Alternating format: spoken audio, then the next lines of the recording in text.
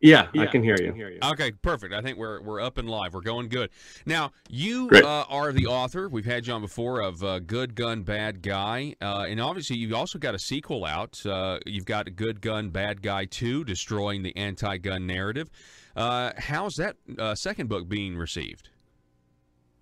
Fantastic. I couldn't be happier. The response from gun owners, especially, has been absolutely overwhelming, and the support has been incredible.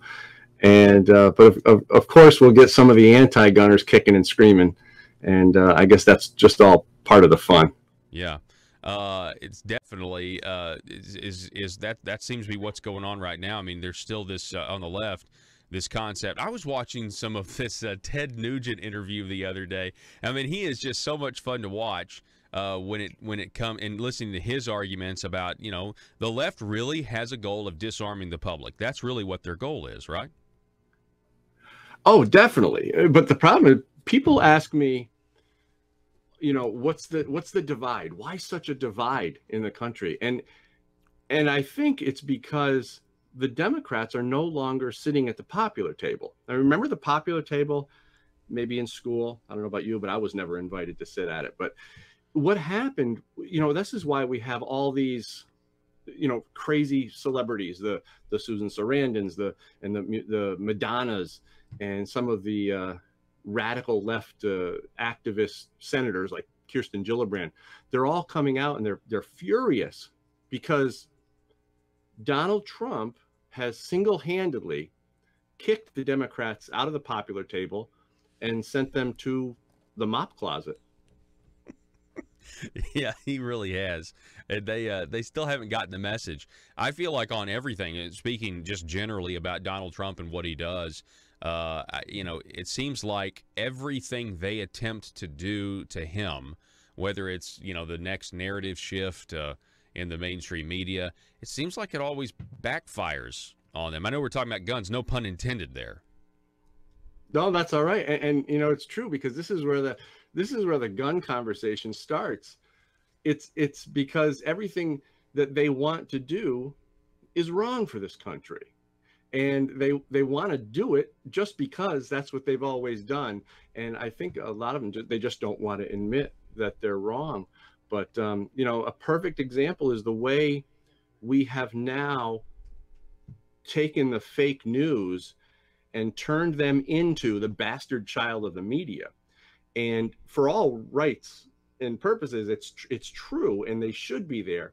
But they took a long time lying and deceiving people on everything from all sorts of politics to the gun conversation, which is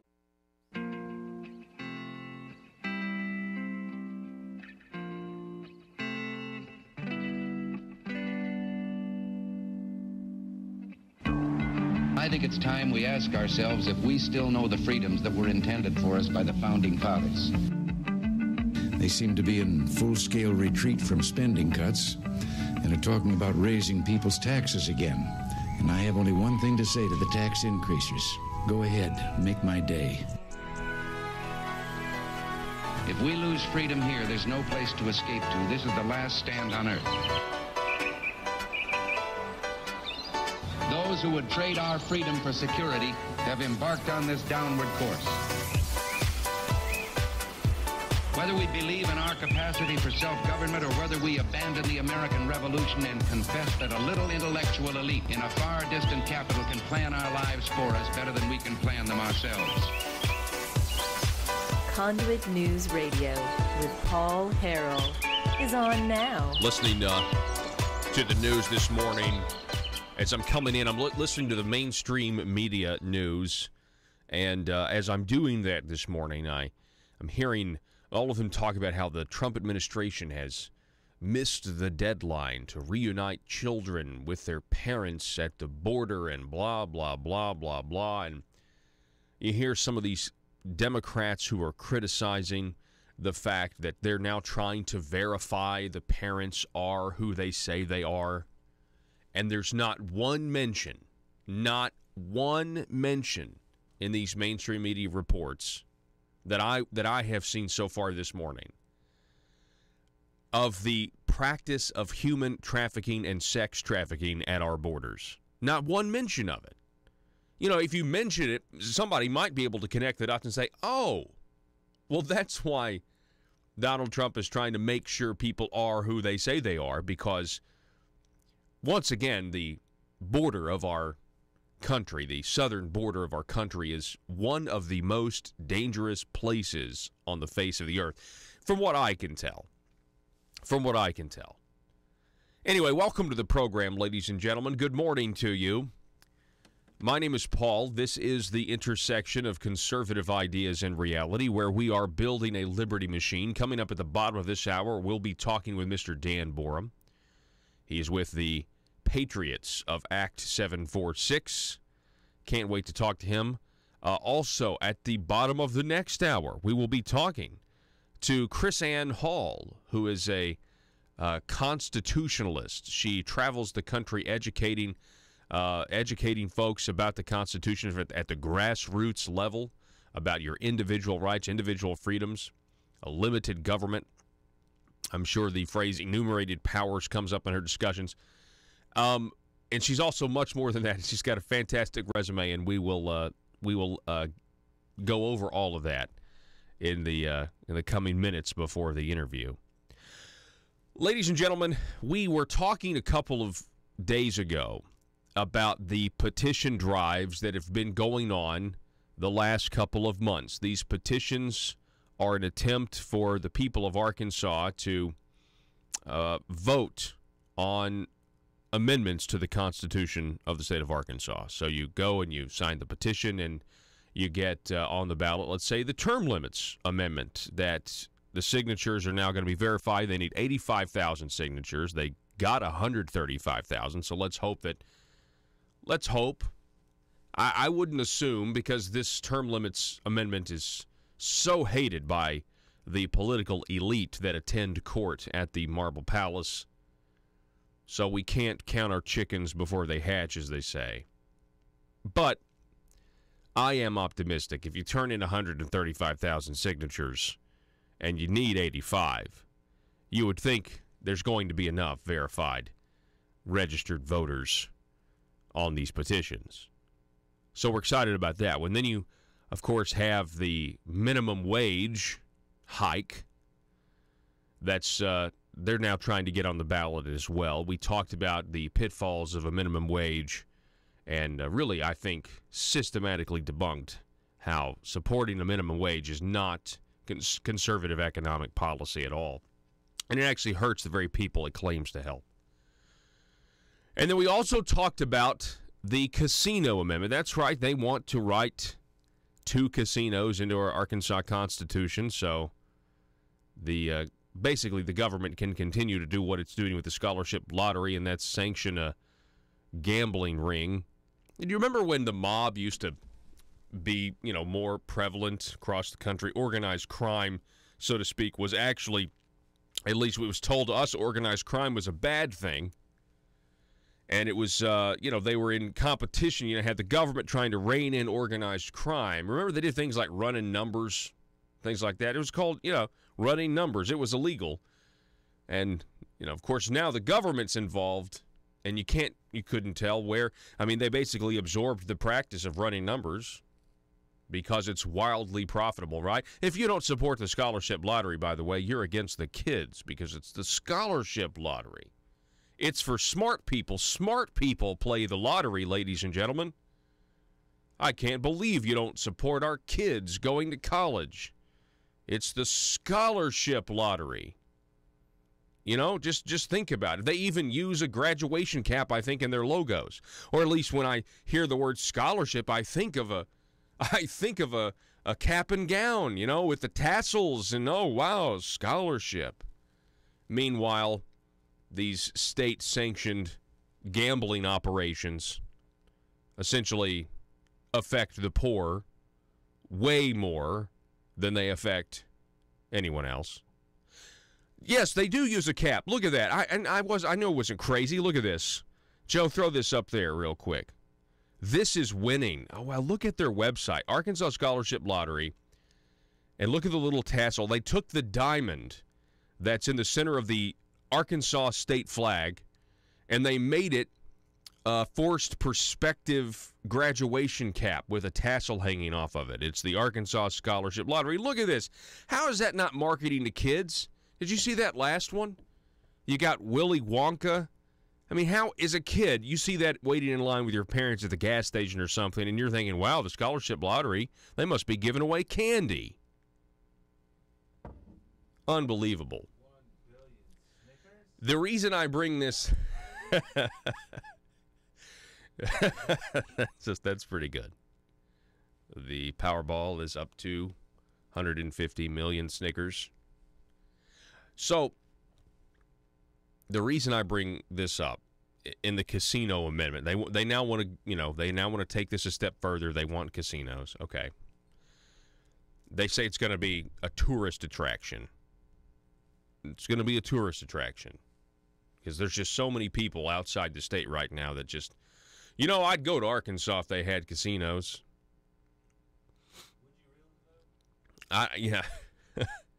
So, here's the thing. Do you know the controversy surrounding the last ballot initiative that passed that essentially legalized a vice? And I know, there are plenty of people that will argue the medicinal benefits of marijuana. And listen, I know with kids with epilepsy, I've heard all the stories, and I don't dispute those, okay? I don't dispute that. Matter of fact, some of the most...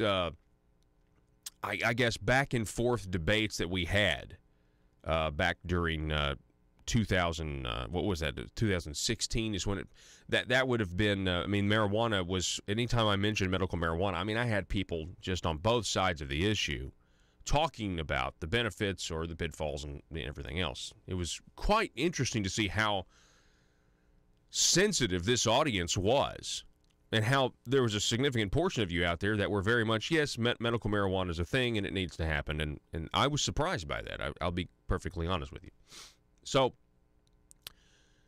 we now have medical marijuana in Arkansas, or the process has started to cultivate, to grow the marijuana, and then to distribute it. Of course, you can't distribute it through a pharmacy because it's still technically illegal at the federal level, and they haven't reclassified cannabis. So pharmacists aren't going to touch this stuff because they're federally regulated. Okay, so that's why it doesn't go through an actual pharmacy. Not to mention, most people are going to smoke this stuff. So we have seen the controversy with the medical marijuana, not in the drug itself. Okay, we're past that. In the way that they're going to decide, the government's going to decide who gets to make money off of what is otherwise an illegal product. Who gets to grow it and become rich? Who gets to distribute it and become rich? And really all it is people who already had money, enough money to invest. It cost $100,000 to submit an application to grow the stuff in the state of Arkansas. The state of Arkansas has some of the most fertile land to grow crops that really God ever gave man to grow. This area of the country is amazing when it comes to growing stuff. And so that's not going to be a very hard thing. Plus, the biomass of cannabis is, pretty extensive when it comes to growing the stuff. It's, produces a lot. We now have, thanks to the Supreme Court, they released a letter from the Attorney General saying that some guy was offered a bribe. They didn't take the bribe, though. When it came time to decide who gets what, there was 90-something applications, and they've got to pick 5 of the 90. They're putting up $100,000. I have been saying for a very, very long time that obviously it's going to be who you know. When you pass an amendment like this that is essentially just designed to make people rich who already have enough money to invest in the application process in the first place, obviously everybody's application is going to be pretty much the same. We now have allegations that you had one company copy another company's homework, and their applications are essentially identical, yet their scores are this far apart. It's in the whole thing reeks of your typical good old boy Arkansas corruption that Conduit News is trying to expose every single day. And so I was thinking about the casino amendment, and I'm thinking, my goodness, can you imagine, Joe? Can you imagine if we're going through this level of corruption, and it's who you know, and now everybody wants to say there's nothing to see here because the medical marijuana licensing process has exposed the Arkansas government as being corrupt, exposed the people who are working these things out behind the scenes, who craft these amendments, who pay to get the signatures. It's exposed this whole thing, and now they want to say there's nothing to see here because the lawsuits have been dismissed, and the Supreme Court overruled the lower court's ruling saying that you don't have to halt issuing of the medical marijuana growing licenses, and there's nothing to see here. Everything is fine. Don't worry about it. And I'm thinking, if the casino amendment successfully gets on the ballot and the people vote themselves casinos, can you imagine? Can you imagine the licensing process for the casinos? Can you imagine how bad it could get from medical marijuana to the casinos? Because the whole thing revolves around regulating what is otherwise an illegal product or activity.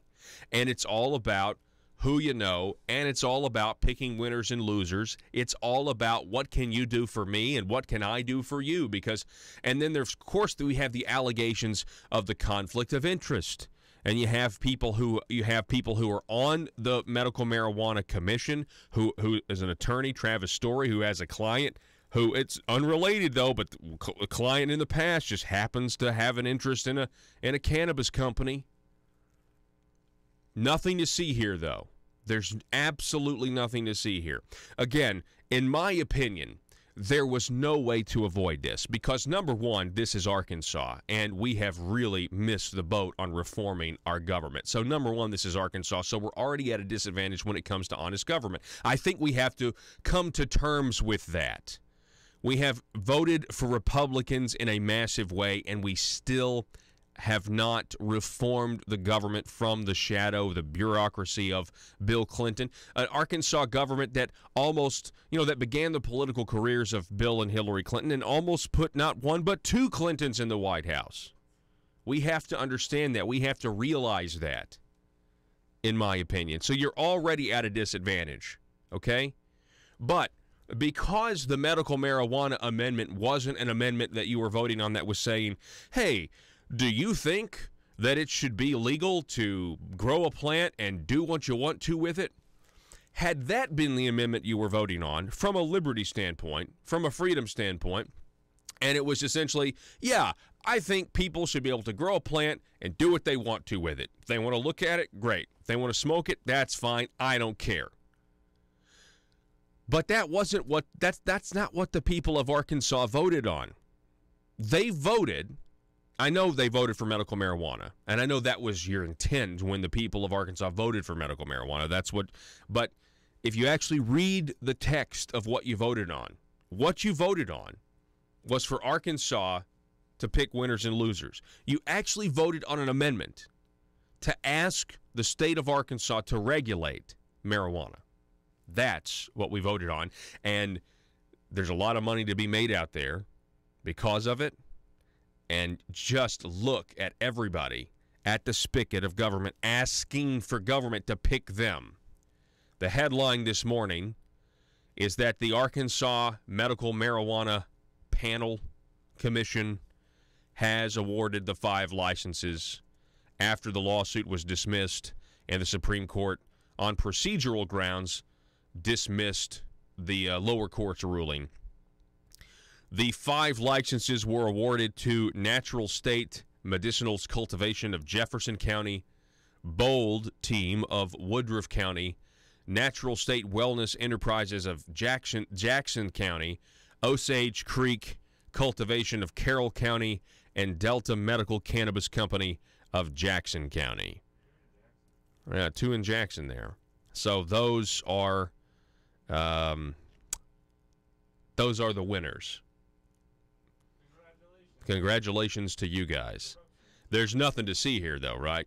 The process is above board, and it's perfectly fine, and no one dare say the word bribe. You know, it's crazy. You know, this is the same thing. It's like people can say, hey, I was offered a bribe. Okay, well, only in Arkansas can you say you were offered a bribe, and who was the briber? Who was the briber? I mean, just like with the nursing homes and the judge pleading guilty to accepting a bribe for lowering a nursing home judgment right here in Arkansas, he's in jail for accepting the bribe to lower the judgment. Who's the briber? Well, everybody knows who the briber is, but there's nothing that's been done about the briber. Nothing to see here, folks. Arkansas government is just doing the work of the people. We've got to take a break. You're listening to Conduit News Radio. Back in just a moment.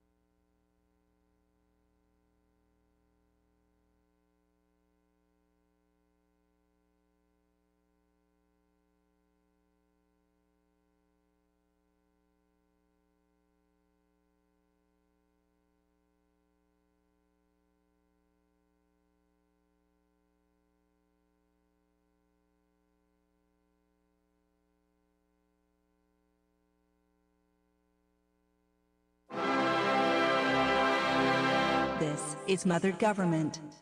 My people. The promised revenue gathering to fund my motherly goals, such as the Arkansas Works, Obamacare, private option has commenced. I have asked my representatives and senators to execute my will concerning new revenues from the tires you use to drive on my roads, the candy and sodas you consume and purchase in my stores, and the digital products you download on my internet. Your sacrifices and tributes, which are owed, display a measure of obedience, but there are still collectible sacrifices I require from the people to increase the work and size of our great government of Arkansas. There are two matters left unresolved. 1. I require a general tribute for all purchases made on my internet. Not just digital products, but all products. My dear children, there are those who would thwart my motherly goals of progress. If you see them, please combat their misguided notions of freedom by using phrases like mom and pop, and tax cheat. 2. I still require more revenue sacrifices concerning your consumption of my gasoline. I require your undying loyalty on the subject. Subjects, in conclusion. More revenue is good. Static revenue is bad. This message was brought to you by your stewards, aristocrats serving Arkansas. Thank you, my children, in advance for your required and expected obedience that keeps society safe and prosperous.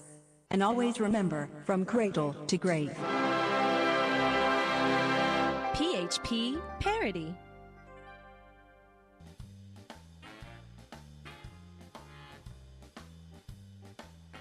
Exposing the truth and everything the Marble Palace establishment keep trying to cover up. It's Conduit News Radio with Paul Harrell.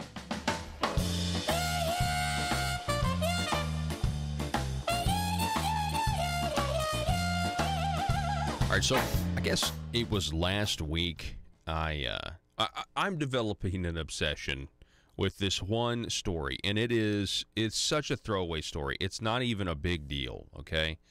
But I told you, and it was an article that it was about a Chinese laser that they are using to disperse. Well, it's not in actual production yet, but they're going to use it to disperse unlawful protests. And the laser, it was a hilarious article because it was like, it's a non-lethal weapon. It'll just set fire to your clothes. And that's the only thing it'll do, is just set fire to your clothes. And so I've just kind of been following this story because I think it's interesting how we are very quickly creating technologies to enslave ourselves with, and what an incredibly dangerous weapon if it was ever, in the hands of any government. If not being able to protest, they'll just put the laser on you, and basically you'll run away because you'll be in so much pain, and not to mention you're gonna be on fire. So there's actual video demonstration at the bottom of this. It's a YouTube video. Look at this. This is a Zero Hedge article, but if you scroll down, you get to this Chinese Star Wars guns zap targets. And if you just click on that, Joe, we don't have to listen to it. I just would like for our audience who's listening. Yeah, it's only 45 seconds. I mean, this is the Chinese laser gun. Look at this thing. And let's see, several hundred meters away, and it's a Chinese company claims its laser gun can hit targets and essentially just set them on fire. And they have essentially what is a cardboard box at the end of this, and it's on fire. And it's just, and then here in a minute, they set fire to a protester's T-shirt. Look at the protester's T-shirt. It's setting fire to a rubber tire. Are you kidding me? And look at that thing. It looks like something out of, it looks like something out of Alien, though, like the movie Aliens with Bill Paxton. So anyway, I just wanted to give you guys a follow-up that we now have this, these technologies to disperse crowds and, limit the idea of the right to assemble and the freedom to protest. Obviously, I know it's a Chinese company, and so they don't have those rights over there. We need to be reminded about that, but good grief. What is acceptable? I honestly think we're to the point in America where there'd be a significant portion of our population that would be totally fine with the police having a gun like that. They'd be totally fine, It's the same argument when we found out all about how the government's collecting all of our data and everything else, and there was that Miss America contestant that was like, well, if you don't have anything to hide, you shouldn't worry about it. It's like, what? These people have such a trust of their overlords. They don't have the healthy American skepticism of those who are in positions of power. It'd be like the same thing. They'd be saying, well, all the protests I go to are sanctioned by the government, and if you don't have anything to hide, you shouldn't worry about, your potential right to protest being interrupted by your clothes catching fire. And once again, perhaps when you're released from the burn center, your philosophy on government will be a little different. Back in just a moment.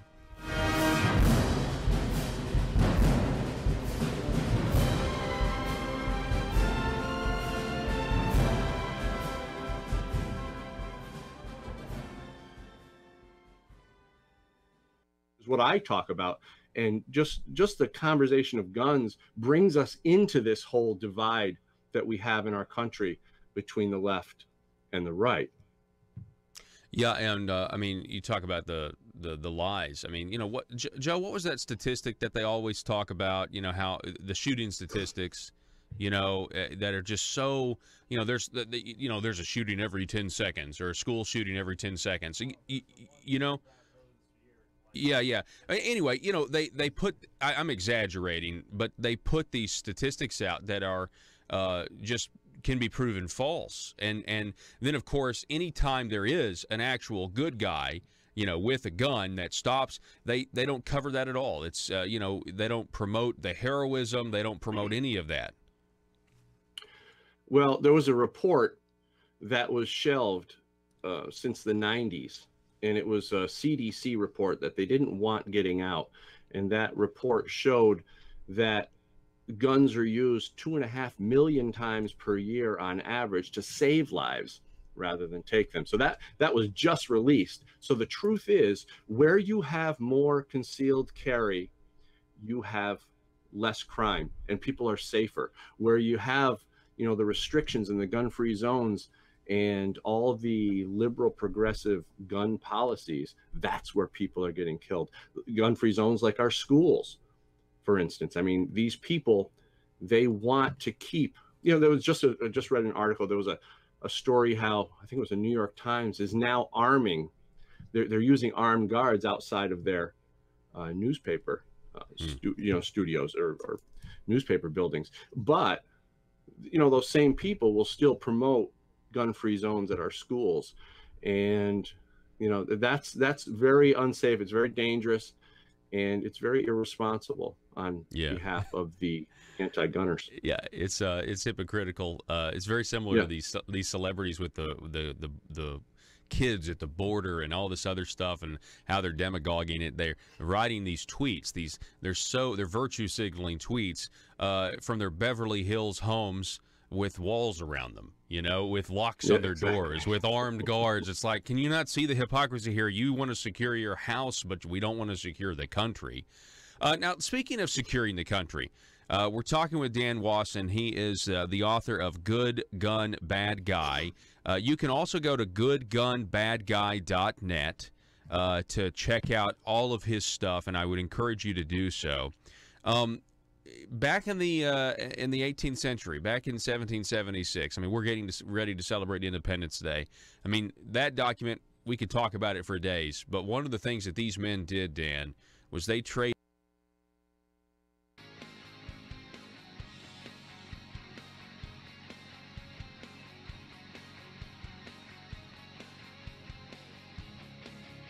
The intersection of conservative ideas and reality. Conduit News Radio with Paul Harrell. All right, good morning, Arkansas. Thanks so much for being with us today. Hey, this particular portion of the program is brought to you by the Patriots of Act 746. They have a mission, and it's to educate and mobilize in some instances, but educate the people of Arkansas about your Second Amendment rights.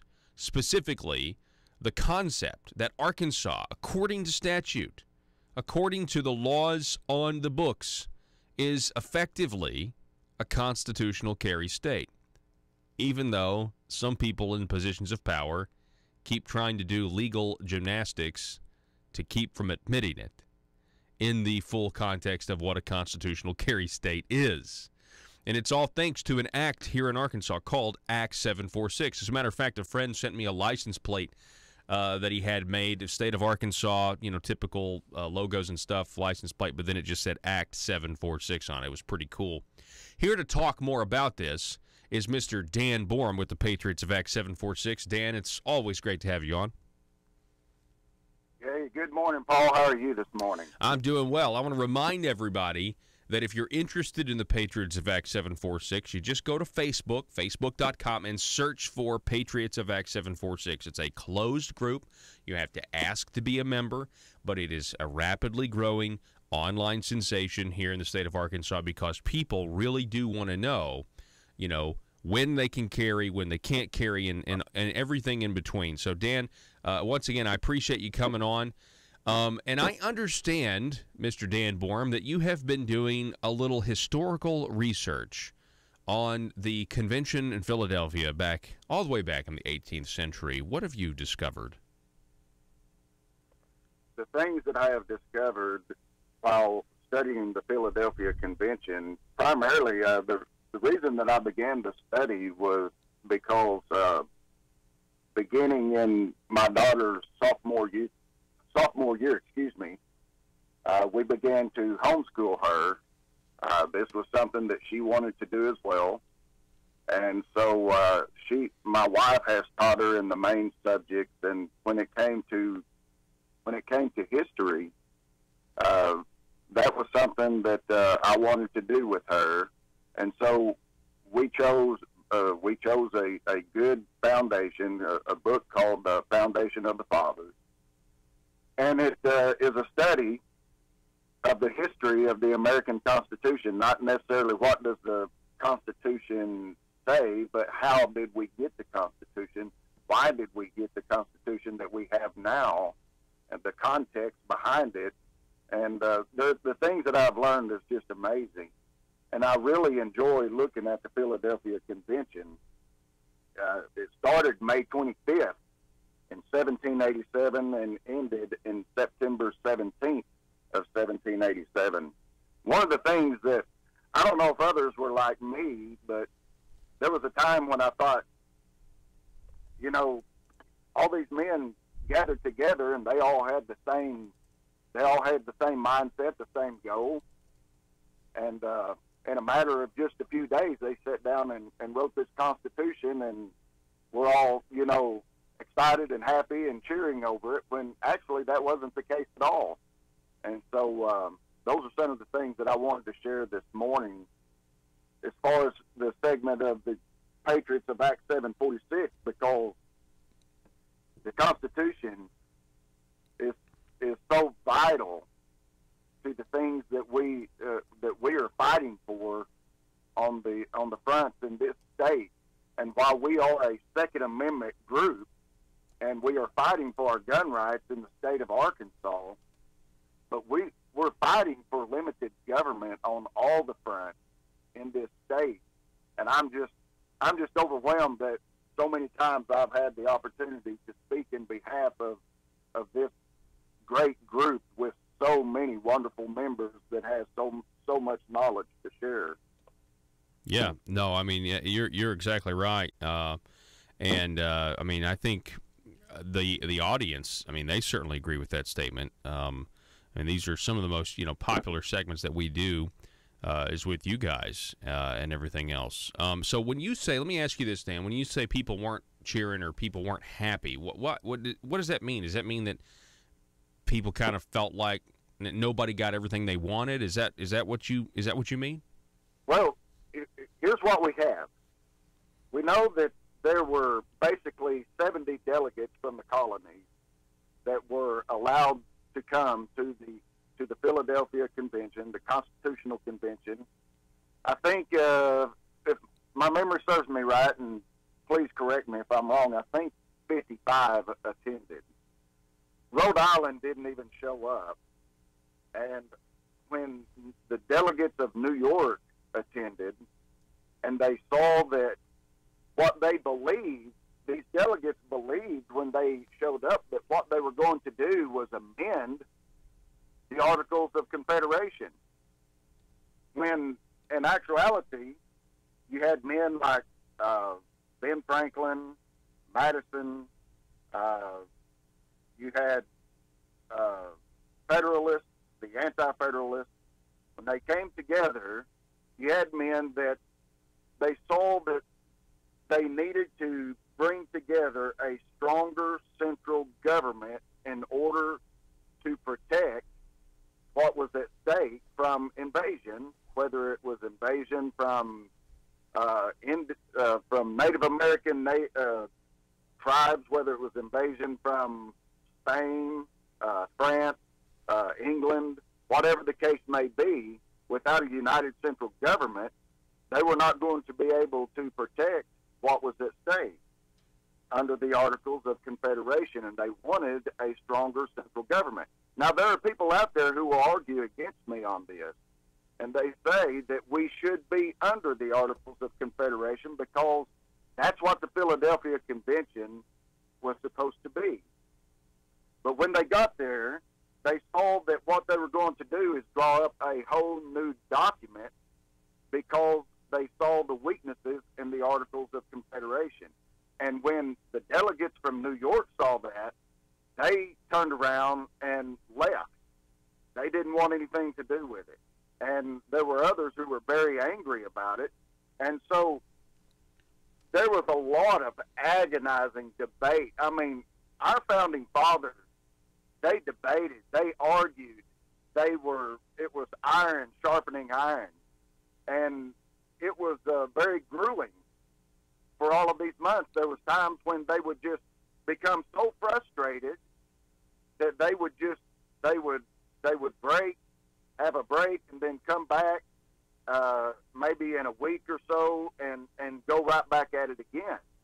And so we know that there were other plans offered. Madison offered the Virginia plan. We know that there was a plan called the New Jersey plan. But there was not enough freedom in these plans for the people. And so when during all of this, they finally came to what was called the Great Compromise. We know the Anti-Federalists did not want a strong central government. The Federalists did. The Anti-Federalists were very afraid, and be assured that Patrick Henry, although I don't believe he attended, he was very strong Anti-Federalist. And so what they were afraid of was a government that would, the Anti-Federalists were afraid of a government, a strong centralized government that would eventually take over the states, and tyranny would then be in effect. And that's something that they did not want. While the Federalists, we find that Washington, Franklin, others of their caliber were Federalists, and they believed that the document that they all finally agreed on was enough to ensure the freedoms that the colonists so desired to have after declaring their liberty from England. And so, go ahead, Paul. Well, what I was going to say was, and I really appreciate your narrative there. I mean, it's really encouraging to hear our history presented the way you're presenting it. I've been told before, obviously we have the Bill of Rights. Okay, this came after, Right. This was clarifying. But they assumed that those rights, I mean, there were some that didn't even think they needed to be mentioned because of That's the right. concept of enumerated powers, meaning, well, if the document doesn't prescribe the power to the federal government, then everything else belongs to the people. But they sought further clarification with the Bill of Rights to kind of make people feel better. Is that true? Is that your understanding of history? That was a part of the Great Compromise. While there were some other effects in the Great Compromise, that was one of them. The Anti-Federalists did not believe that the Constitution, as written, afforded us the freedoms that we so desired to have. And so, with the Great Compromise, the Federalists agreed that they would ensure a Bill of Rights to go along with the Constitution. Now, there were things that in my personal studies, that I disagreed with the Anti-Federalists. I disagreed with the idea that the way that they set up our government, and in order to let's see, for the Senate, each state was going to be equally represented with 2 senators. But in the House, it was going to be based on population. Many of the Anti-Federalists wanted to count their slaves as part of the population, but the slaves were not afforded the right to vote. And so there was a lot of argument there. Mm-hmm. But what we have, the Federalists didn't see the need for a Bill of Rights. The Anti-Federalists did see the need. So in the compromise, in order to ratify the Constitution, they added the Bill of Rights. We better be very, very thankful. The Federalists, there were things I agreed with them on and disagreed. The Anti-Federalists, I agreed and disagreed. But here's what we have. We have the Constitution.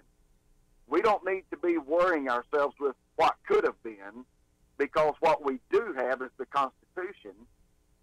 And when you look at government created by man, the government that our founding fathers hammered out in Philadelphia during this time in 1787 is one of the greatest governments, if not the greatest government planned by man outside of being, it's not a monarchy.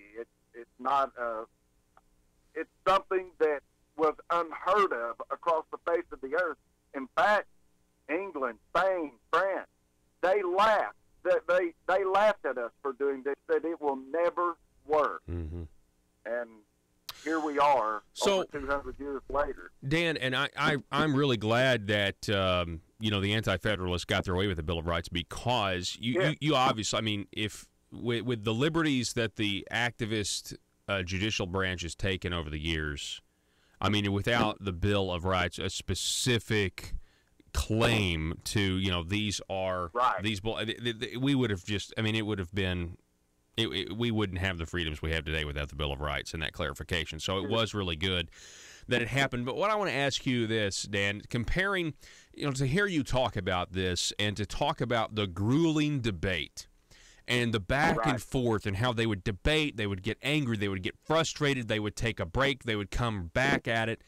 And I just think to myself, that is a pace that most people in America today, and I think about our State House, I think about the Marble Palace in Little Rock, they would be uncomfortable with the pace of government moving that fast and actually having the debate, slugging it out. Instead, I mean, it's more backroom deals, and it's more, you know, calling a special session when you already know what the results are going to be. You know, you've already whipped the votes before you've even called it, so there is no debate. The debate doesn't really happen in public.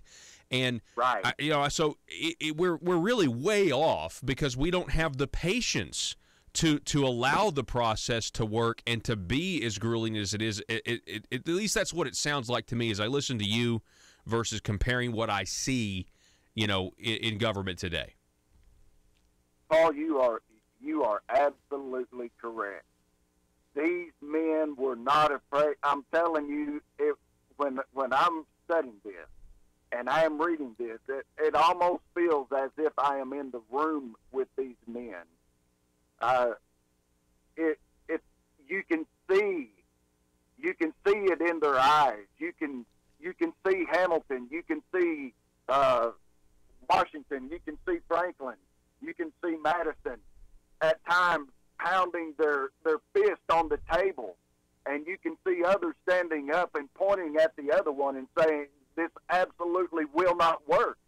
And you can see these great minds, and as intelligent as they were, and what they were trying to do for the people so that we could have a government that is free of tyranny. And then what we see these, I'm going to be really nice, what we see our legislators doing today with their little kid gloves and their deception and their thin skin Their thin skin.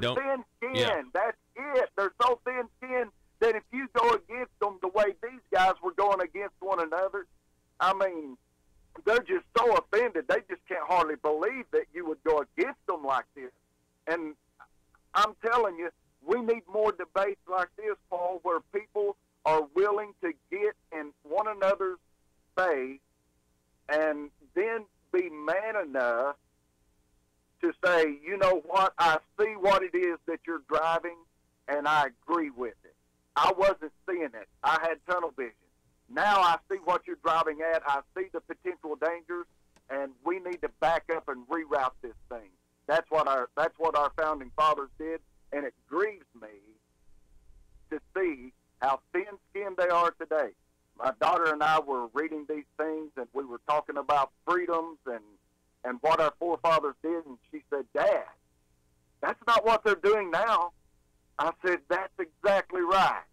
Mm-hmm. And, man, Paul, I am thrilled that that you're having Chris Ann Hall on this morning. She is a Constitution machine. And my daughter has listened to her, has met her in person. And what we need is we're going to have her in this state. In the month of February, she's going to be all over the state of Arkansas. That's great. We need parents taking their children and listening to her. We need to be educating our children on what the true American history is, because what they're getting today is nothing but a bunch of hooey. Mm-hmm. Yeah, you're exactly right. And I'm excited to have Chris Ann Hall on the program as well. She's going to be on here at 7:33. So 7:33 coming up here in about 40 minutes. Dan Borum, I really appreciate this. Has been a great interview, as always. I really appreciate your perspective, and thanks for educating the audience here today. Paul, thank you so much, and I just want to continue. I am a student, and probably always will be, and I look forward to continuing to learn and willing to learn from everyone else out there as well. And thank you. All righty. Have a great day, Dan. That's Dan Borm, everybody, with the Patriots of Act 746. You can find them on Facebook. Go to facebook.com and search for Patriots of Act 746. Back in just a moment. Russellville-based firearms manufacturer Omega are making clones of the most notable German firearms in the world. These delayed rotor lock firearms have been and are currently used by law enforcement and military worldwide. At Omega, they manufacture their guns right here in Arkansas and produce the best reproduction in the marketplace that comes with a complete 5-year warranty. At Omega, they take firearm manufacturing seriously and offer discounts to active and retired law enforcement. Whether you're using Omega firearms to defend the public, defend your family, or for target practice, Omega has your back. For pricing, go to omega-guns.com. That's omega-guns.com. If you're like me, you believe that small business is the heart of Arkansas's economic engine, and it should be viewed that way by the politicians in Little Rock. Conduit for Commerce also believes, like you and I believe, policies that achieve less regulation and lower taxation help small business in Arkansas thrive. Other policies like small, constitutionally consistent government and reducing citizen dependency on government keeps it from growing and expanding its influence on our daily lives. Conduit for Commerce works every day to educate the general public and legislators on these important priorities in the name of Arkansas small business. By the way, contributions to Conduit for Commerce are tax deductible. Log on now to conduitforcommerce.org and click on Contact Us on the right side of the page. That's conduitforcommerce.org. Go there now and learn the facts on protecting small business in Arkansas.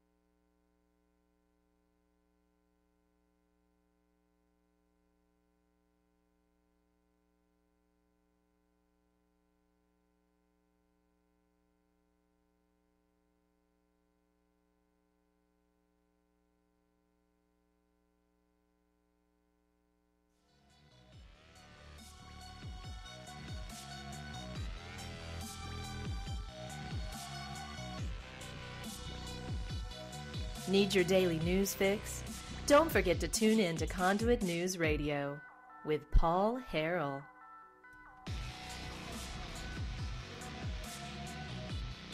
So when I was listening to Dan talk, I really was struck by the contrast, and I really would describe it as a lack of patience. I would compare the descriptions of our founding fathers and what they had to do to create this government, to craft the documents that they crafted. It seems to me they had an immense amount of patience. Yeah, they would lose their patience and they would, debate vigorously and everything else. But just in terms of the whole process, okay, that they just had patience and they were willing to work as long as they needed to get the job done. You contrast that with the way we approach legislating today, and we have not anywhere close to the same amount of patience or the thickness of skin, the ability to put up with the contentious debate. We have very thin-skinned legislators that take everything personally. Essentially, if you go against them, then then that it's an ethics violation. Some people think, or you go against them on one thing and you can't be friends on anything else again. There are some that really they act like that, and we legislate now by predetermined outcome. I mean, I want you to think about just what Dan was saying versus how the state of Arkansas governs with complicated issues. Well, what we think are complicated issues now, it's nothing compared to, transitioning from the Articles of Confederation to the United States Constitution. But, okay, what's a big complicated issue today? Tax reform. One of the most debated and talked about things in every campaign in the state of Arkansas, from dog catcher on up, essentially. And we had to have a task force created. We couldn't dare allow the debate to be drawn out, to be laid bare for all the public to see, and then we couldn't bear to do that. No, instead we needed to what? We've got to control the outcome of what's proposed.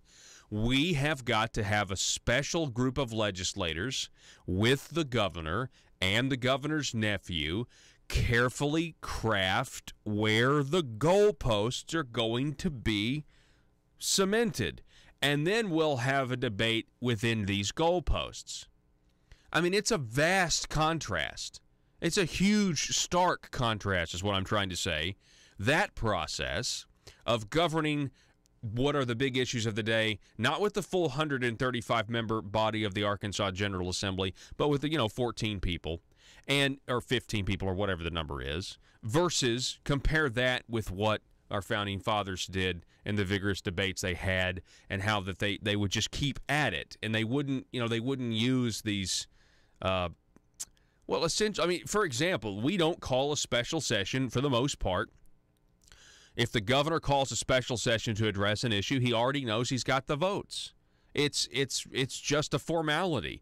And there are so many things down there now that really come across as just pomp, circumstance, theater, and a formality. Are they really debating new ideas? Are they really thinking outside the box? I actually saw this. It was a school meme. It was an education meme, and it was a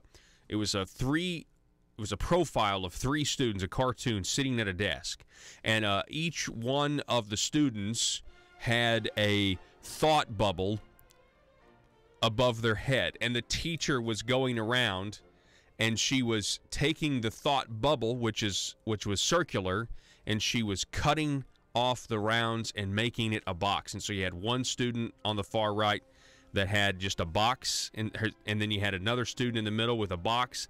And then you have the other student that has a bubble who hasn't had his bubble. You can think inside the box, but don't dare think outside the box. And there are legislators listening to me right now that are going to write everything that was just said in the last half hour off as being idealistic. You're just too idealistic. I think the people would agree with me, and they might disagree with you. Back in just a moment. The news and talk of Northeast Arkansas. This is News Talk 101.3 FM and 1230 AM KBTM, Jonesboro, an EAB radio station. Their security, the security of the British Empire, the most powerful empire at the time. They traded that for liberty.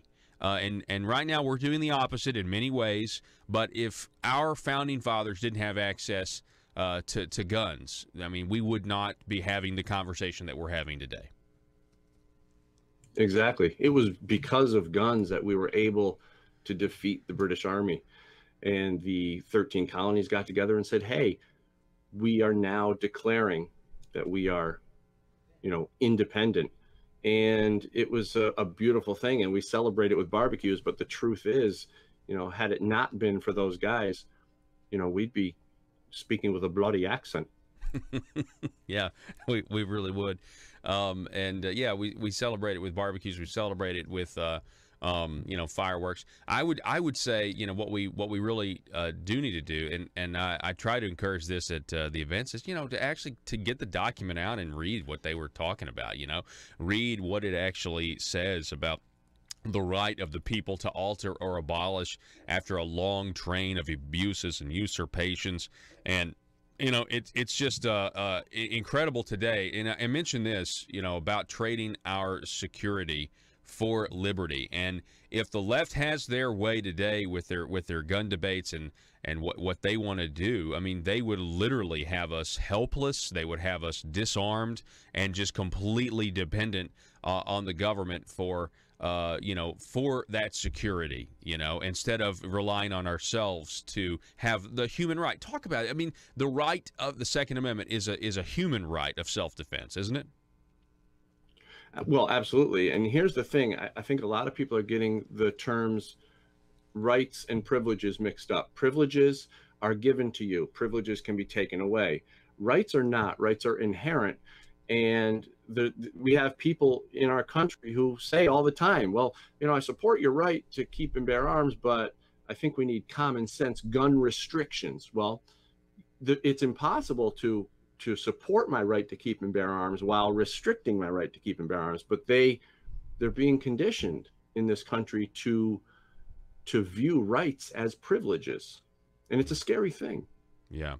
I mean, if we treated the First Amendment the way we treat the Second Amendment, and this is a foot in the door. I mean, when you for example, I know people somehow they feel confident when the government gives them a permit, to carry, or what we call here a permission slip. Pay the government money and take this course, and then they'll sell your right back to you.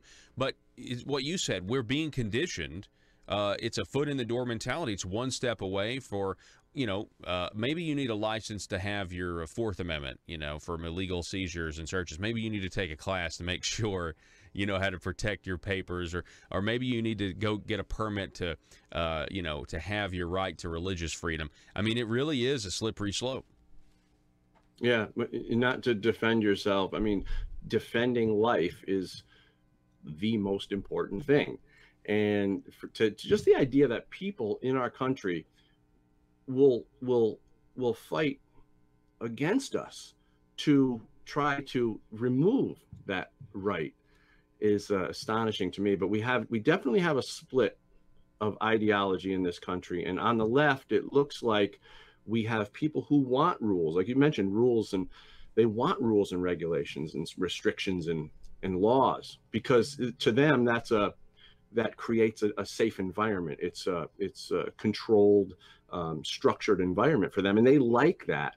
On the right, we have people who want freedom and who are willing to take responsibility for our failures and our mistakes, but we also will reap our own rewards. So we have that split. And but here's the thing: aside from the people at the top who do want to control everybody, I don't think the average left winger, if you want to call them that, the average liberal progressive, I don't think, the person next door, the person you see in the grocery store, the average people in our lives that are on the left, I don't think they want to control you as much as they like being controlled because it feels safe to them. That is a really, I would agree with that 100%. I think it's just the fact that they find such a security in the government legitimizing their existence in a lot of ways. And so, yeah, it's a different mentality. I mean, I think the American psyche is...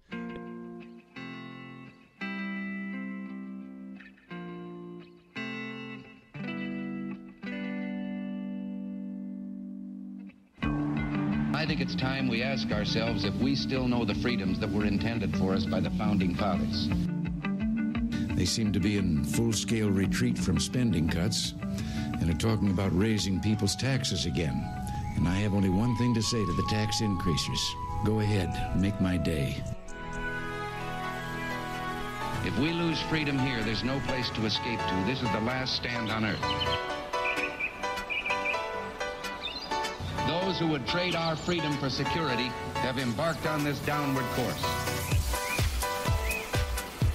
Whether we believe in our capacity for self-government or whether we abandon the American Revolution and confess that a little intellectual elite in a far distant capital can plan our lives for us better than we can plan them ourselves. Conduit News Radio with Paul Harrell is on now. So I have this first world problem right now, which consists of the studio lights are reflecting in my laptop back in my face right now. And so you would think I could just adjust the screen of my laptop to where it wouldn't happen. But there's something happened. A little funny thing happened a few days ago on the way to the on the studio in the middle of darkness. Is I almost hit a deer, and when I almost hit that deer, I slammed to my brakes, and my laptop bag slammed into the floor. Slammed into the floor of the car. So when that happened, I think something happened with my laptop screen, and so now when it's adjusted at a different angle, the laptop screen starts to go blank, and so now I have to. It's fine. It's fine. I feel like everything in my life technologically is essentially, the Millennium Falcon. You have to just twist this. The difference is I don't have an R2-D2. Okay, so a little national news before we get to some good news for the state of Arkansas.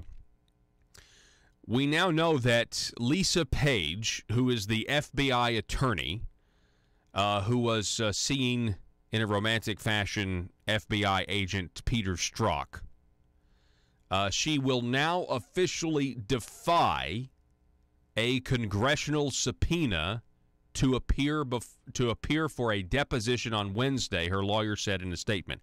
The House Judiciary and House Oversight and Government Reform Committees issued the subpoena to Page, and she now says she's going to defy it. The committees would be asking Lisa about materials that she has not yet been shown, according to her attorney. So we'll see what happens. It appears, we know that what's going on here. I mean, the highest levels of the FBI were corrupt, and they have something to hide, and they're now trying to, save themselves from the accountability of the American people and the American people's representatives trying to figure this out. Just wanted to give you that little update. Folks, over at conduitforaction.org, conduitforaction.org, they have a great post about some information that was contained in an Americans for Tax Reform. Americans for Tax Reform has a piece out there about the different ways Donald Trump's tax cut legislation affects the country, and they break it down by state. And it's extremely encouraging when you look at this. In 2017, President Donald Trump, we all know, signed the Tax Cuts and Jobs Act. And so the tax cuts have brought relief to job creators, small businesses, that sort of thing. It lets us keep more money in our own pocket. So ATR, or Americans for Tax Reform, they've listed the ways that this has affected Arkansas, specifically with companies in Arkansas. And they've done this for all 50 states, as far as I can tell. For example, Walmart, which obviously is headquartered in Bentonville, they also have 132 retail locations across the state of Arkansas. They had a base wage increase for all hourly employees to $11, bonuses up to $1,000. They expanded maternity and parental leave, $5,000 for adoption expenses. And you go through this and you get all these press releases from the different CEOs and things like that. But, I mean, what happened with Walmart was huge. Okay. Then you get to Tyson Foods, which is out of Springdale. 100,000 employees received or will receive, according to Americans for Tax Reform, bonuses. $1,000 for full-time employees, $500 for part-time employees. Entergy Arkansas out of Little Rock, that's a utility company, will pass on reform savings to customers, and if that's approved by the regulatory board, you've got customer bill credits will begin in April of this year. Now, some of this information is old, but this is just what Americans for Tax Reform is saying. So customers will benefit to it'll begin almost immediately prior to summer. Residential customers will see savings of an estimated $20 per month. Business customers also will see significant bill reductions, allowing them to reinvest those savings into their businesses. And so that is really good news. Then the People's Bank out of Magnolia, Arkansas, $500 in bonuses, $50,000 in charitable donations. You have AT&T, 1,000 bonuses for 2,044 Arkansas-based employees. This is all a result of just a simple piece of tax cut legislation. Apple, which has got retail location in Little Rock, $2,500 employee bonuses in the form of restricted stock units. Nationwide, $30 billion in additional capital expenditures over 5 years. The Bank of the Ozarks out of Little Rock, bonuses up to $1,200 for 2,300 employees. Great Southern Wood Preserving Incorporated, Yellowwood out of Glenwood, Arkansas, significantly increased employee benefits, lower health care costs, more paid time off, scholarships, and more. Scrolling down here, Home Bank Shares out of Conway, $500 bonuses for 850 employees. Parent company of Centennial Bank announced plans today to distribute one-time bonuses. This is old information. I'm just going through all of the stuff that has happened just from what many conservatives would believe is, we're happy with the tax cut, but we would have much rather it had been, would have gone a lot further. I mean, I know I would have, but just the little bit of government getting out of the way. Home Depot has 14 Arkansas locations. They gave bonuses for all hourly employees up to $1,000. Lowe's has 3,000-plus employees at 20 stores here in the state of Arkansas. They received bonuses up to $1,000 based on length of service. For 260,000 employees, expanded benefits and maternity parental leave, $5,000 of adoption assistance. That goes a long way if you're wanting to adopt. Yeah, that's good. Ryder, that's got 8 locations in the state of Arkansas. Tax reform bonuses for employees. Starbucks Coffee, 55 locations in Arkansas. They gave $500 stock grants for all retail employees, $2,000 stock grants for store managers, and varying plan and support center employee stock programs. This, of course, is before they had to shut down their stores to do diversity training. TJ Maxx, 13 locations in Arkansas, tax reform bonuses, retirement plan contributions, parental leave, enhanced vacation benefits, and increased charitable donations. What else do we have here? Cintas, multiple locations in Arkansas, $1,000 bonuses. Chipotle Mexican Grill, they have multiple locations here, bonuses ranging from $250 to $1,000. Comcast, $1,000 bonuses nationwide, at least $50 billion in investment in infrastructure. U-Haul, with multiple locations in Arkansas, $1,200 bonuses for full-time employees, $500 for part-time employees. FedEx, accelerated and increased compensation, pension plan contributions. This just goes on and on. I mean, they even have Taco John's on here. 2 locations in Russellville, Arkansas. All full-time and part-time crew members receive $200 after-tax bonus. And all of their press releases. They got McDonald's on here, 180-plus locations here in Arkansas. Bancorp South, 44 branch locations in Arkansas, pay raises for over 70% of employees, $1,000 bonuses for nearly 20% of employees. Anyway, if you want to check out the full list, you can look at the full list nationwide. It's the link at the very bottom. It's atr.org/list. But this is up right now at conduitforaction.org. Feel free to go check it out. I just wanted to demonstrate. I mean, if you listen to the left in this country, they will tell you that greedy corporations care about one thing, and that is increasing their profits for fat cats that like to kick their feet up on the desk while smoking Cuban cigars. That's what they will tell you. That's their image, not of these companies that actually do care about the products or services their employees are delivering, and they do want to have better paying jobs. They do want to provide more incentive for them. I suppose the left could say, well, they just did that. They just gave all that money, and they just invested the way they're going to invest. They just did that to prove us wrong. Okay, so now it's a conspiracy.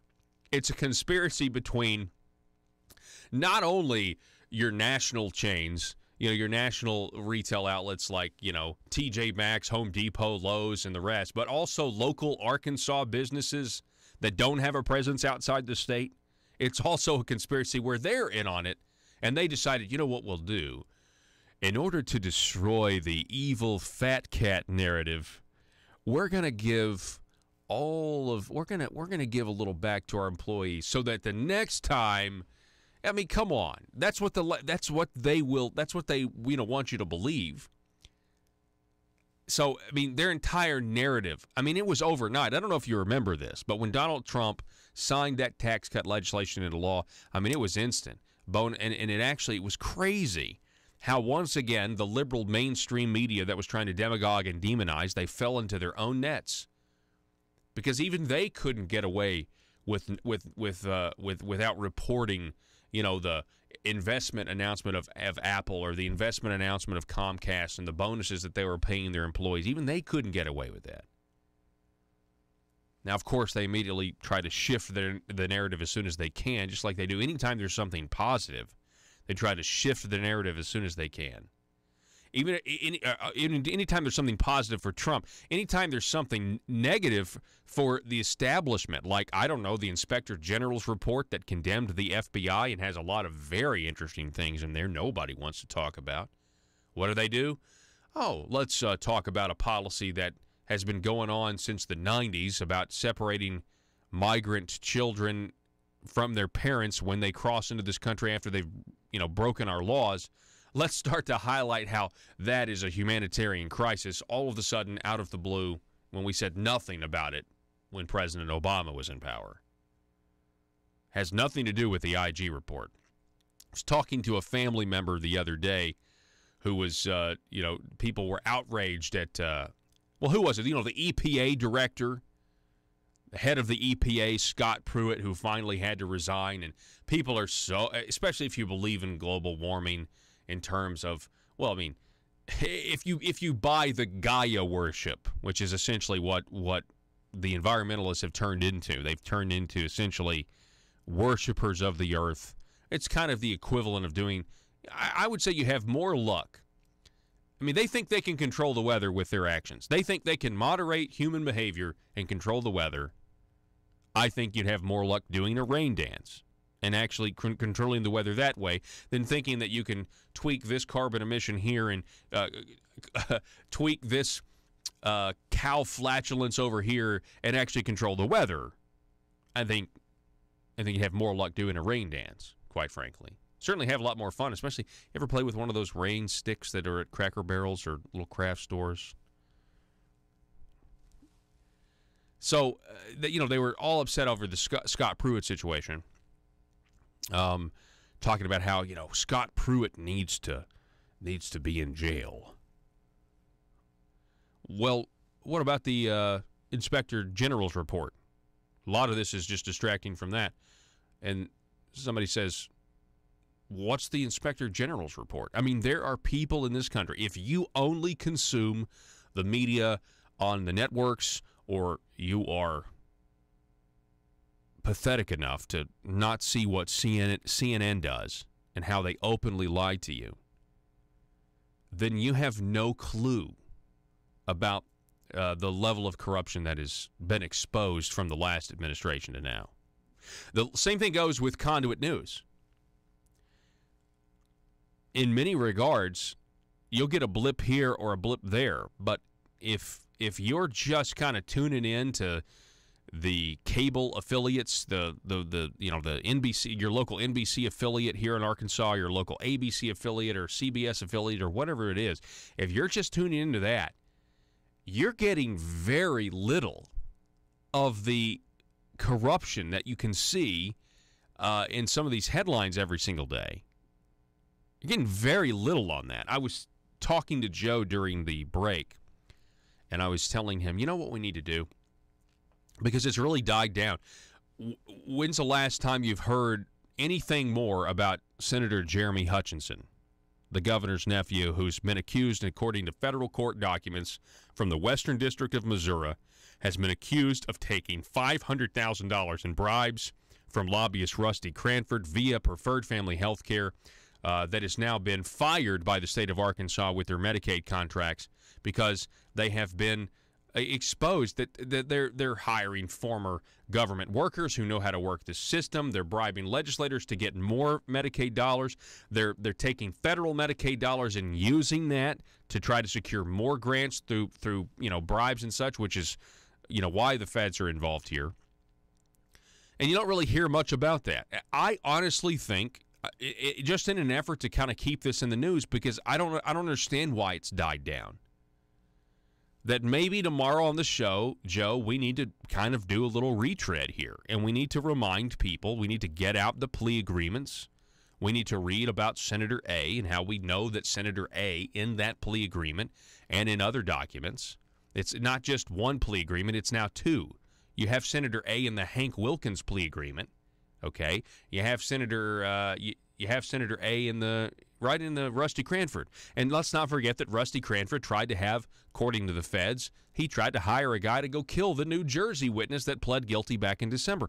I mean, all of this needs to be systematically laid out there on a weekly basis by at least one person on every local media affiliate in the state of Arkansas, on the local ABC, NBC, CBS affiliates here in Arkansas. And I haven't seen them do this. Have any of you? Every one of them needs to be laying out systematically what's going on. This guy is still a senator here in the state of Arkansas. He has not resigned. He's still the chair of the Judiciary Committee. It does need to be covered again. Again, it's all about how you get the news. It's all about, in some cases, just look. And we said this, I've said this before, but if you don't have eyes to see and ears to hear, there's the only thing we can do as grassroots is just to keep speaking the truth and hope more and more people get the truth. And if you like what you hear on this program, please tell your friends. Everybody in your sphere of influence. I bet everybody in your sphere of influence is at least 30 people. Why don't you reach out? Why don't you tell them, hey, do you listen to this show? You don't have to listen live from 6 to 8 in the morning. I mean, come on. People got to be crazy to get up that early. But you can go to Conduit News. You can get the podcast. You can listen throughout the day. By 8 o'clock in the morning, everything's done. The show's over by then. And you can get your news. We got to take a break, folks. Don't go anywhere. Telephone number 870-275-9799. We're going to be talking to constitutional expert Chris Ann Hall coming up at 7:33. And you don't want to miss this. This is a big deal. Back in a moment.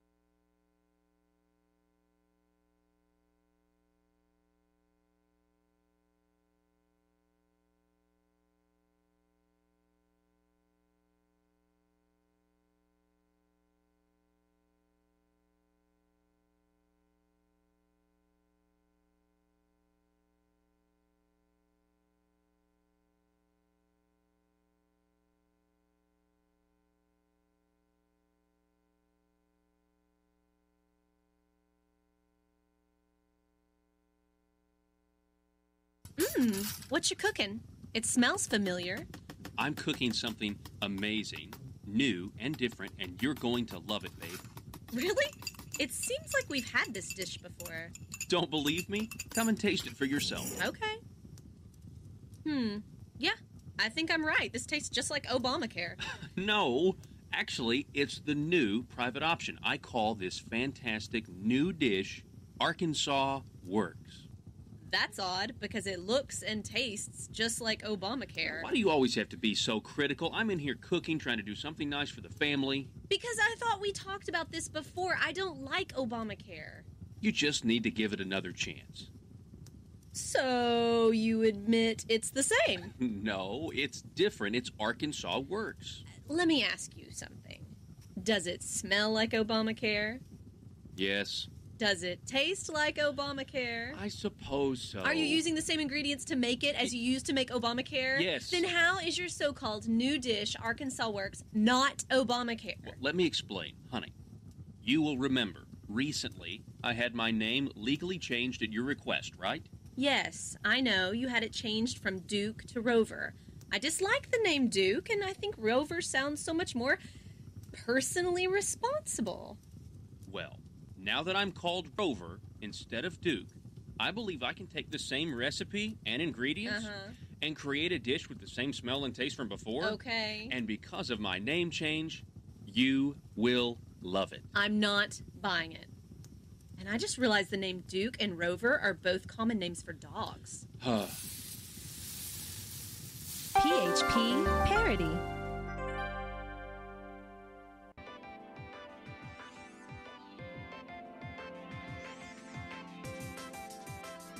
Conduit News Radio with Paul Harrell is building a liberty machine. Find out more at conduitnews.com.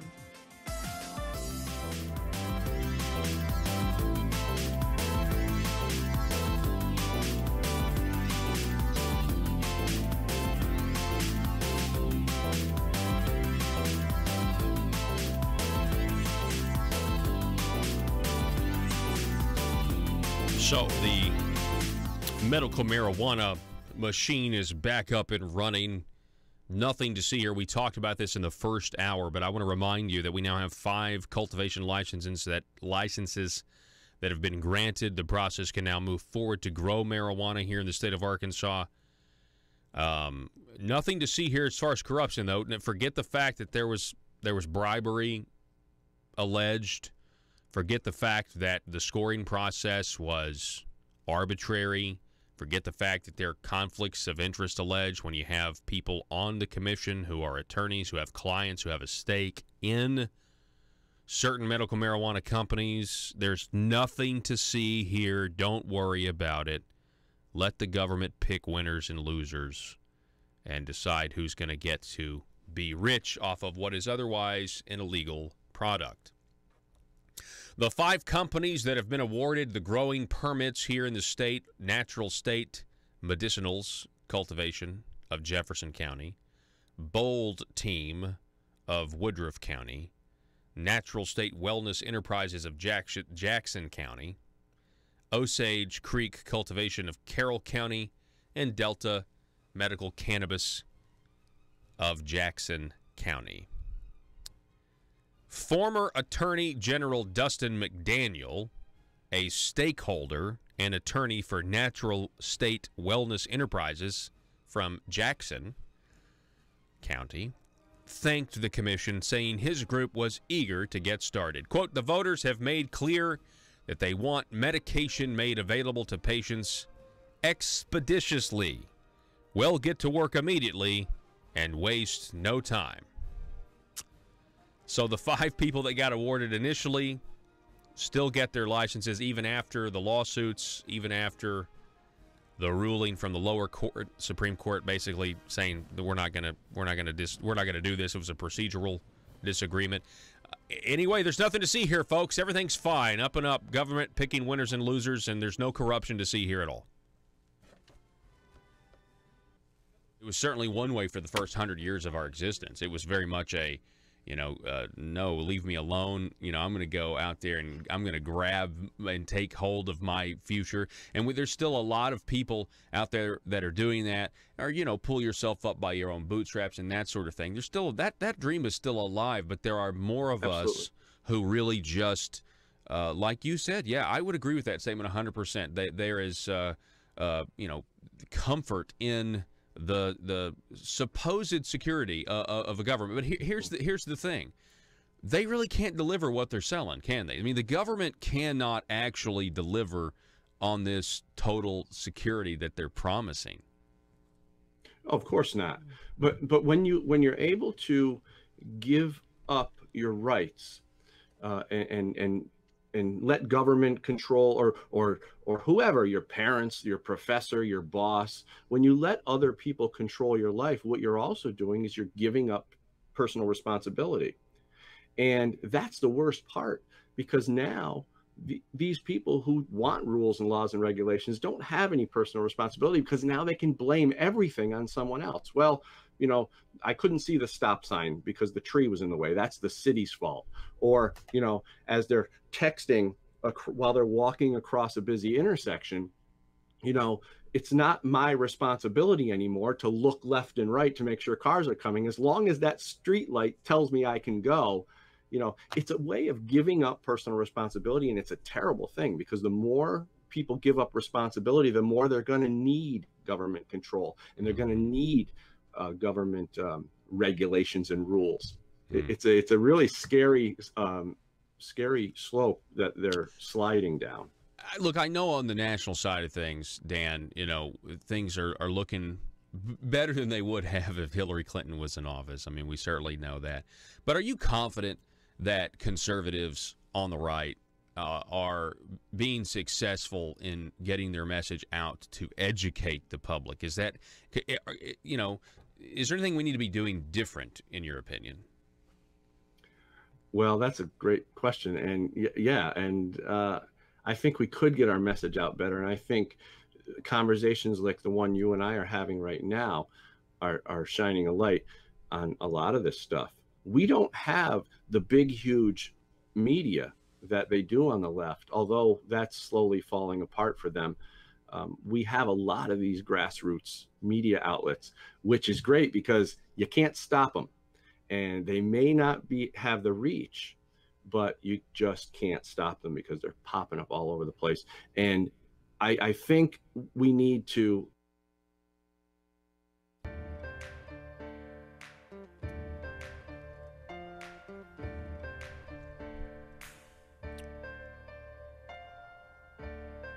bringing you your daily dose of truth.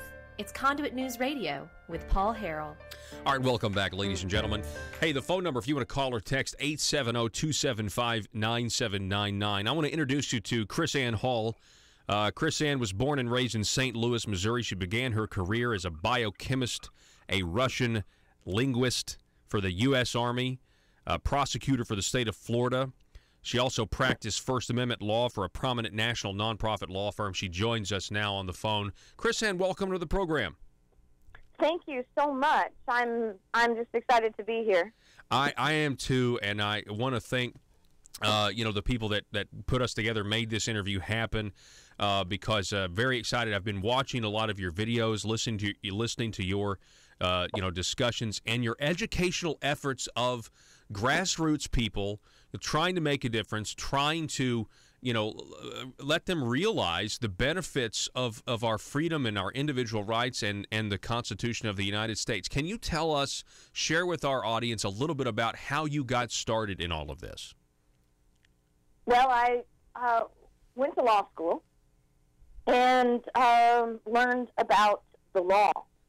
And while I was in law school, I came across some friends. I made some friends in the Federalist Society, began reading about the founders. I just happened across a book called here we go. I've already forgotten the name of the book. Oh, The Founding Brothers. And I read it. It was real short story, just a collection of short stories, and it was a real interesting, quick read. And it made me interested in the founders themselves. So I began reading their writing. And it sort of, doing that sparked the inner rebel in me, because I began to realize that what I was learning in law school had absolutely nothing to do with the Constitution itself. And as a matter of fact, as I took the constitutional law class that I had, I realized that much of what I was learning was actually contrary to the Constitution. And so it made me want to know. It made me want to know the truth. It sort of made me angry that we were supposedly learning the Constitution. We were going to be taking an oath to the Constitution, and yet we were learning really nothing about it. And, it's sort of a long kind of journey, just picking it up here and there. And then I was a prosecutor, then I went to work for the First Amendment law firm.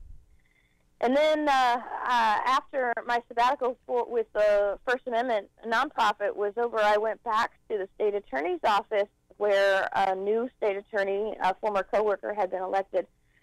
And I didn't realize that we had differing ideologies. And so when I was I live in a small rural community, and the people knew what I had, began to learn what I had been practicing in First Amendment law. So I was invited by the school board to come and teach them on how to have prayer before the school board meeting and not have the ACLU all over them. And I started teaching in a program we have here in Florida called Justice Teaching, where lawyers and judges go into the schools and teach on the First Amendment. And then I started speaking at local civics groups, like the Tea Party groups, and was invited to speak on the radio about the unconstitutionality of Obamacare. And apparently my boss heard that interview and started looking into my after-hours activities and decided that he didn't like them. And so he sent me an email and told me that I had to cease and desist all my association with right-wing fringe groups, those fifth graders that I was teaching. And I had to stop teaching the Constitution the way I was teaching it, because to teach that the Constitution, he said, required limited government was an ethical conflict of interest for anyone who worked for the government. And so I simply explained to him, I'm doing this on my own time. I'm not talking about my job. I'm not talking about you. This is all my stuff. And you don't have the authority or the right to tell me what I can and can do on my own time. And he simply said that he didn't care what my position was or what the First Amendment said. I could stop speaking, or I could work for him. And so, long story short, my husband and I prayed about it, and we realized that it was really worth something to take a stand. So I told him that he was not the author of my rights, and I wasn't going to trade them for his paycheck. And so he told me I had to quit, and I told him I'm not quitting, so he fired me. And that's what got me started independently. And so that was 8 years ago now. And for the last 7 years, we've taught about 265 classes in over 22 states every single year. I've written 6 books. I have a radio show that's globally heard and nationally syndicated. And we have Liberty First University now, which is online educational training, video format, learn at your own pace. And we are teaching people all over the globe about liberty, from ages 6 to 106. Wow. That is fantastic. What an amazing story.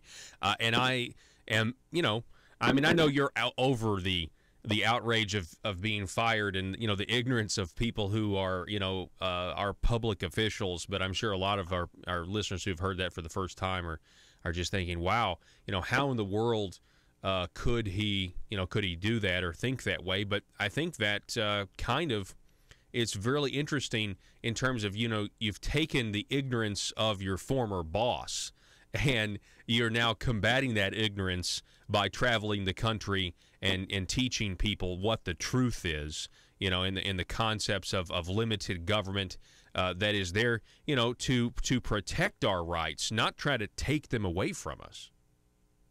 Right. And we have such a great time. We teach all kinds of people. We teach in, believe it or not, we are invited into public schools, high school, middle school. We teach at colleges. I've taught the legislators of 10 states, and every year we pick up a new state or two. I have a law enforcement course that I teach across the country. That several states have, sheriff's associations have approved my law enforcement class as continuing legal education for their officers, their deputies, and we're really, really excited. a lot of times people say, well, Chrisanne, what can you possibly be doing when you're teaching the choir? But I don't always teach the choir. As a matter of fact, just last November, I taught an entire room full of Bernie Sanders supporters because since Trump has been in office, a whole new group of people want to learn about the Constitution. And frankly, we have found that the choir needs education on the Constitution and its applications and our history, because although we have a large number of people who believe in the relevance of the Constitution, they'll say we carry our Constitution with us all the time. It's one thing to hold the document in your hand. It's another thing to read the document, but it's a whole other level to understand why it says what it says, to the level that you can actually step up and be an advocate and a defender of the liberties of the people, and that's what we teach you to be. Wow. We're talking with Chrisanne Hall. Up on her screen there that you see if you're watching online, it says that she's a constitutional attorney. She's actually, much more than that. If you look at her resume, it's very, very impressive. When you said that when you were in law school and then you started reading about the founders and you realized, wow, I'm going to law school and I'm not learning anything about the Constitution. I have a family member who's an attorney, and she said the same thing, that it's just more about case law. It's not actually about the Constitution and what it means. And so I'm wondering, in the whole educational process, let's take public education for example. Our kids aren't really learning the truth in school. I mean, maybe some of them are, but by and large, this is information that it seems like is contraband right now to the national education system. You're absolutely right. And I will say that there are some that are learning because we have met teachers who take the time to teach, and like I said, who take the time to bring us in to teach. We have teachers say, Chrisanne, we need you to come into our schools because you can teach things we can't teach. And I think it's really, really an indictment on society that we don't do more to teach the Constitution and its relevance. I mean, we have an active effort in America, an overwhelming effort in America to teach our young people that the Constitution is not only irrelevant, but that the Constitution is actually a document of oppression to alienate entire generations, entire groups of American students. And so what we try to teach our teachers is that you actually have more latitude than what you believe you have. Most of our public school teachers don't realize that they have the ability to teach these things that are not in the textbooks, but they're bullied into believing that they don't. And if they don't have the support of their administration, then most schools allow their teachers to bring in outside speakers to teach. And if they're bringing in outside speakers to talk about global warming and environment and drug addiction, then they have to allow the teachers to bring in outside speakers to teach on the Constitution as well. And as a matter of fact, almost every single state in this union requires training on the Constitution at least, and I know this sounds crazy, but at least 1 week a month or 1 week a year, and that's through Constitution Week. And we've actually created and just released a Constitution Week DVD that is it's 6 short, less than 12-minute videos to teach one specific topic a day on the Constitution and allow the students to have real education on the Constitution, not revision or progress or Marxism. And we allow the students then to have discussion based on that truthful education.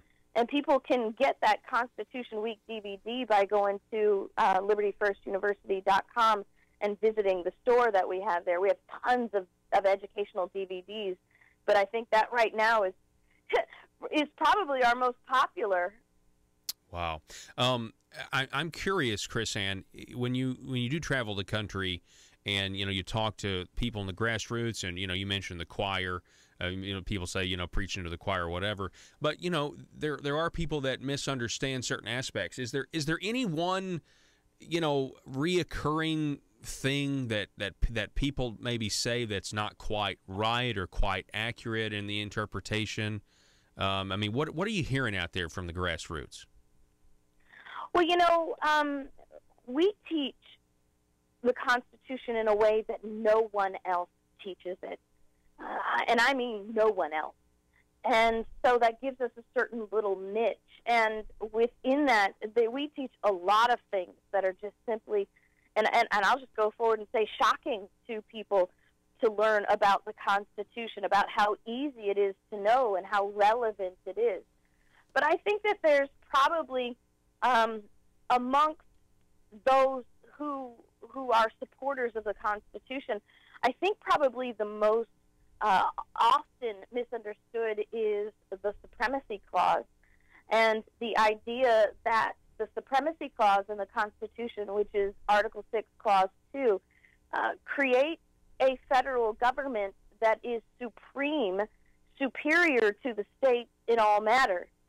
Politicians say it, law professors say it, that it's the Supremacy Clause that makes federal laws and regulations superior to all state law and state constitutions, when that is simply and completely not true.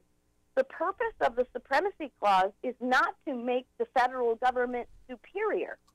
The purpose of the Supremacy Clause is to make the Constitution supreme, to put the federal government under the Constitution, and to declare that anything that the federal government does outside the Constitution is not binding upon the states and is simply no law at all. And so all the regulations that are created that are unconstitutional, all of the agencies that are created that are unconstitutional, and all of the laws that are and federal acts that are created are unconstitutional, to the founders who wrote the document, those acts and laws and regulations simply have no legal effect at all. And then to compound that, we have also an error in our understanding of judicial supremacy, that the Supreme Court is the ultimate arbiter of what is constitutional and not, and what is not. And nothing could be simply further from the truth. That's actually a power that the Supreme Court invented for itself. The founders of our constitutional republic wanted the Supreme Court to be a judgment and guidance to the Constitution, and they don't have the authority to expand or sanction power beyond the grant of the Constitution any more than the legislature or the executive does. I'm really glad that you said all that, because I completely agree. And I know anytime you mention the Supremacy Clause in its proper context, like you were just doing, what's the next thing people say? They say, well, jurisprudence, and our current standards. But then then you come back on top saying, but wait a second, jurisprudence. The Supreme Court. Let's not forget the Supreme Court has ruled on things that we now believe today the complete opposite. When it comes to, you don't have constitutional rights because of the color of your skin. The Supreme Court, that's what they said at one time. So the idea that there's some, final arbiter is preposterous to me, and I think it's preposterous to you. Now, Chris Ann Hall, constitutional attorney. Now, you go to that website that you mentioned earlier, folks. It's libertyfirstuniversity.com. That's libertyfirstuniversity.com. I understand that you're going to be in Arkansas next year, early next year. I was told February, and so really excited that you're coming to the state of Arkansas, and hopefully we can get some legislators to attend some of your lectures, because I think they need to come. When you go to other states, do you meet with politicians and legislators? Oh, absolutely. We have them voluntarily come to the meetings. And to the local meetings, we have people who organize for me to come and teach the legislators while they're in session.